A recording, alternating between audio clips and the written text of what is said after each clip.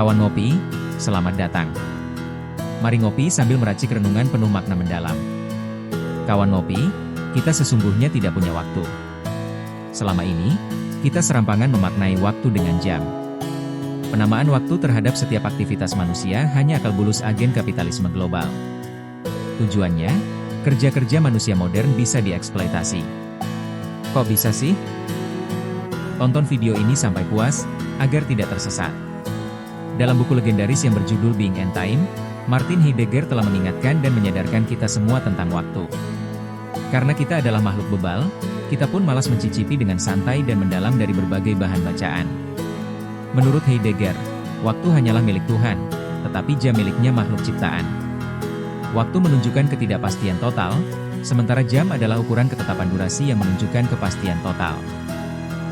Sejak René Descartes menelurkan buku tentang filsafat geometri pada abad ke-17, sejarah ilmu pengetahuan manusia modern mulai berubah di berbagai penjuru dunia, termasuk di negeri antah berantah ini.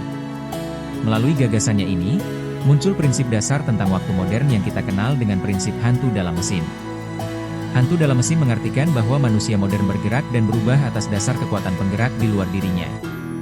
Kekuatan penggerak itulah yang kita kenal sebagai gerak pikiran. Hanya apa-apa yang bisa dipikirkan yang bisa diukur dan ditetapkan mekanisme durasinya. Maka, muncullah jam, kalender, weton, dan sebagainya. Dalam hitungan waktu ini, ada mesin penggerak yang mengatur gerak kehidupan manusia modern. Apa yang dimaksud kemodernan berarti apa-apa yang bisa diukur dan ditetapkan dalam satuan jam, hari, tanggal, dan tempat. Dalam aspek yang lebih luas, maka prinsip hantu dalam mesin ini mencaplok juga ke dalam pembahasan sejarah. Sejarah itu pasti, karena ada suatu ketetapan kontinuitas dan kronologis peristiwa yang telah lewat. Bagi Heidegger dan pemikir pasca modern, pandangan semacam itu jelas-jelas termasuk pembunuhan karakter keberadaan manusia yang cair, lentur, dan fleksibel. Ketika sejarah dibuat pasti dan dilegalisasi atas nama institusi manapun, maka sesungguhnya di dalam sejarah itu tidak ada manusia sama sekali. Mari kita ambil contohnya dalam bentuk perhatian seseorang kepada kekasihnya. Mereka bersepakat bertemu di suatu tempat, atau dalam istilah Heidegger berarti berada bersama di dunia dengan yang lain. Salah satu di antara mereka menunggu lama untuk bertemu. Jika dia memakai konsep mesin waktu ala manusia modern, maka keterlambatan bertemu akan membuatnya mengambil keputusan untuk berpisah. As simple as that. Dalam sejarah macam ini, pada dasarnya tidak ada manusia yang hadir di sana. Bahkan, ketika seseorang yang ditunggu ternyata datang terlambat, maka kesepakatan waktu telah gugur dan berganti spontanitas. Di tangan manusia modern ini, waktu tidak lebih dari dogma para teolog.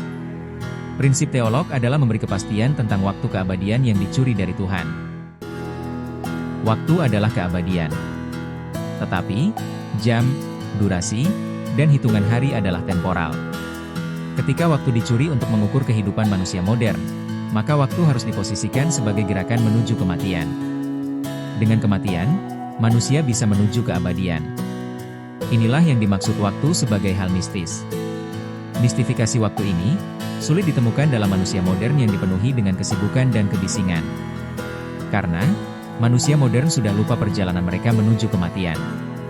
Bagi para penjaga gerbang keabadian atau para penjaga waktu, hidup tidak pernah menggelisahkan.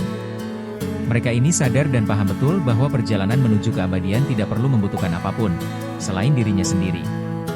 Sebaliknya, bagi para pencuri waktu, hidupnya selalu penuh kegelisahan. Melihat yang kinyis-kinyis, mereka gelisah. Agar kegelisahan mereka bisa teratasi, maka dalil-dalil teolog diterapkan. Mereka membingkai iman kepada orang lain.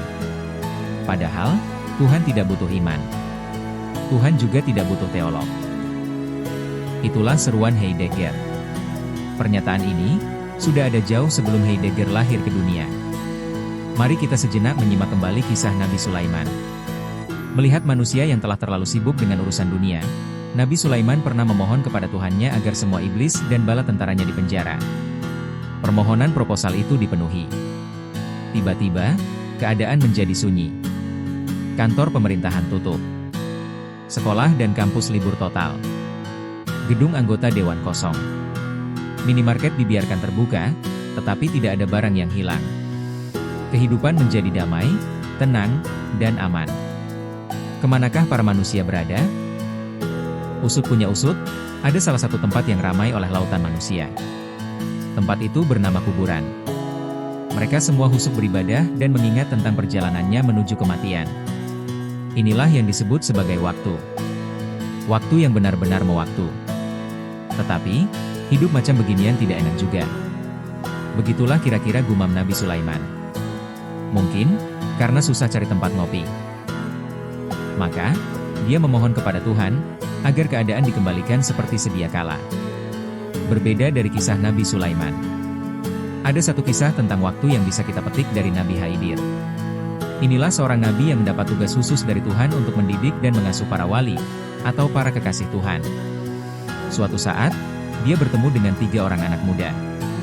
Ketiga anak muda ini meminta berkah kepada Nabi Khidir agar hajatnya terwujud. Pemuda pertama ingin menjadi raja. Pemuda kedua ingin kaya raya. Pemuda ketiga cuma diam saja. Wahai pemuda ketiga, apakah yang kamu inginkan? Saya ingin menjadi pembelajar yang dicintai Tuhan. Semua hajat ketiga pemuda ini terwujud hanya dalam hitungan hari. Tetapi, setelah ketiganya diuji dengan status barunya, hanya pemuda ketiga yang lulus ujian.